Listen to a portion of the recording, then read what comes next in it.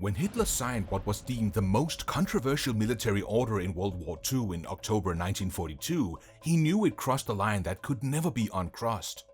The target? Just one small British unit. The order was explicit: execute them immediately upon capture. The fear of this unit was so immense that they deserved no chances upon discovery by the Germans. So, what had this small British force done to terrify the Third Reich so completely that extermination became official policy? It was the summer of 1940 and Britain faced annihilation. France had collapsed in just 6 weeks. Over 338,000 Allied troops were evacuated from Dunkirk between May 26 and June 4th, but the cost was devastating. The British Expeditionary Force abandoned 64,000 vehicles, 20,000 motorcycles, and 2,500 guns. The then Prime Minister, Winston Churchill, called it a colossal military disaster and warned Parliament that evacuation doesn't win wars. At this point, Britain now stood completely isolated. Fresh from its lightning victories, the Wehrmacht was massing just across the Channel, preparing Operation Sea Lion, the invasion of Britain itself. Then, on July 16, 1940, Hitler issued Führer Directive No. 16.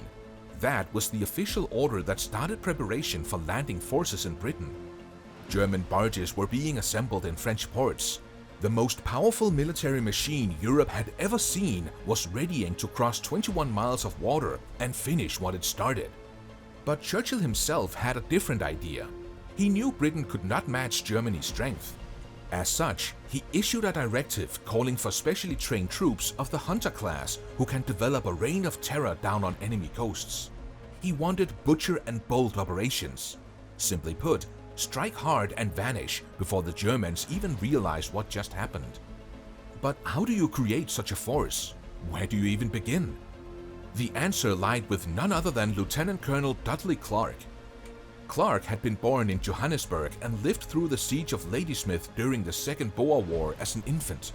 He grew up hearing stories about Boer Commandos, small mobile units of horsemen who fought the mighty British Empire to a standstill using guerrilla tactics. Then, on May 30th, 1940, he sketched out his proposal. Thanks to his childhood recollections of Boer forces and his experience during the Arab uprising in Palestine, he would then go on to represent it to General Sir John Dill, Chief of the Imperial General Staff. The very next day, it reached Churchill's desk. The concept was revolutionary. Create independent companies of volunteers, men who wanted to fight, not sit in garrison. They would use speed, surprise, and sheer audacity as their weapons. And Clark gave them a name deliberately chosen to evoke fear: Commandos. The word itself carried weight. It reminded people of those Boer fighters who had humbled the British Empire 40 years earlier. Now Britain would turn the same unconventional warfare against Germany. The structure was designed for flexibility. Each commando unit consisted of roughly 500 men, subdivided into smaller troops of about 75 soldiers each. But the fundamental differences in this case was that every single man was a volunteer. You could not be assigned to the commandos. You could not be ordered. Far from it, you had to request it. You had to want it. And the volunteers came. The selection process drew candidates from across the British Army who demonstrated exceptional physical fitness, personal initiative, and marksmanship, with rejection rates exceeding 80%. But what many people did not know was that volunteering was just the first step. The real question was, how many could survive the training? The Scottish Highlands, Achnacarry Castle, became the Commando Depot, later redesignated as the Commando Basic Training Center. This location was positioned on the banks of the River Arkaig and flanked by desolate mountain terrain, with Ben Nevis waiting just 18 miles away as a final challenge. You step off the train at Speenbridge railway station after a grueling 14-hour journey. You are on the wrong sides of the tracks, deliberately. Your first test begins before you even reach camp.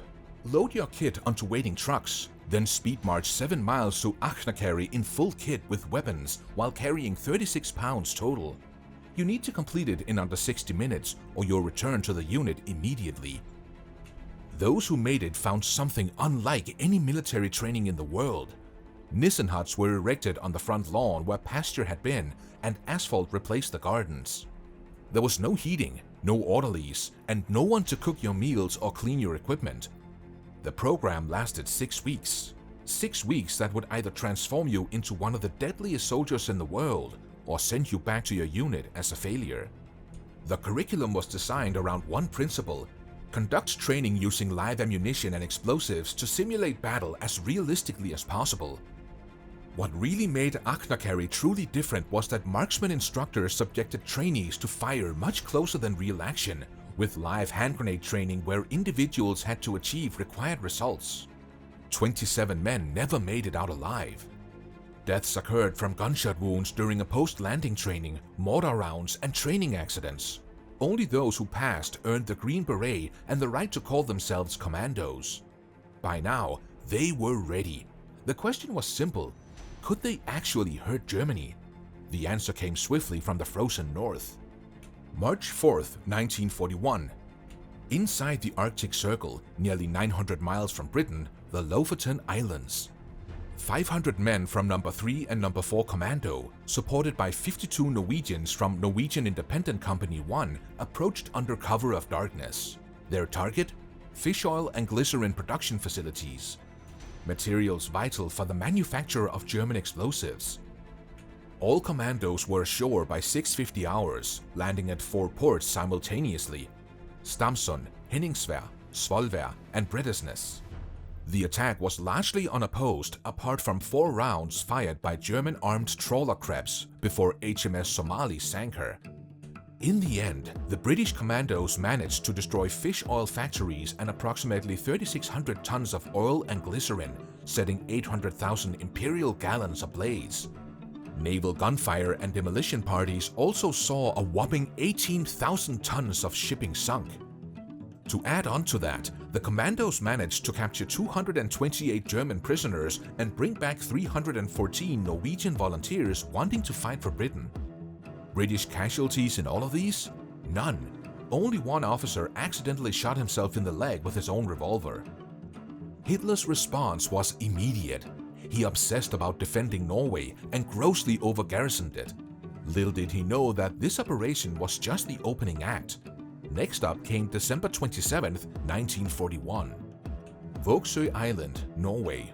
Operation Archery. This time, the Germans were ready. Unknown to the British, a Gebirgsjäger mountain troops unit of experienced soldiers from the Eastern Front was there on leave. As the landing craft hit shore, one commando stood playing bagpipes. March of the Cameron men blaring across water. Upon landing, the soldier jumped from the craft, threw a grenade, and drew a full sword and ran screaming into battle. That soldier was Lieutenant Colonel Jack Churchill, better known as Mad Jack. Churchill's force overran Måløy Island garrison in under 10 minutes, killing or capturing all enemy soldiers. But in Måløy town, the defenders' experience in sniping and street fighting caused the operation to develop into a bitter house-to-house battle. Commander John Durnford Slater called in floating reserves. Several local citizens assisted commandos by acting as porters for ammunition, grenades, and explosives, and carrying away wounded. By 1400 hours local time, the commandos started their withdrawal, having destroyed 4 factories, fish oil stores, ammunition and fuel stores, the telephone exchange, and various military installations. Much of the town was in flames. At the end of it all, over 150 German soldiers were dead, while the British suffered 20 fatalities. But the strategic impact dwarfed the tactical results. Hitler had been furious about Lofoten. Now commandos had done it again, this time against veteran Eastern Front troops. His response was massive. 30,000 additional soldiers deployed to Norway, 30,000 men who could not fight the Soviets, who could not defend France, who could not reinforce North Africa. By 1944, that number would reach 400,000 German troops garrisoning Norway, an entire army waiting for an invasion that would never come.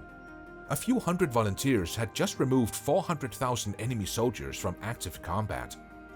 And in that very moment, the British proved that, at times, it's not the number of soldiers that matters. It's the strategy and the determination and audacity to meet the enemy head-on. Remember to subscribe to the channel for more videos like this, and we will see you in the next one.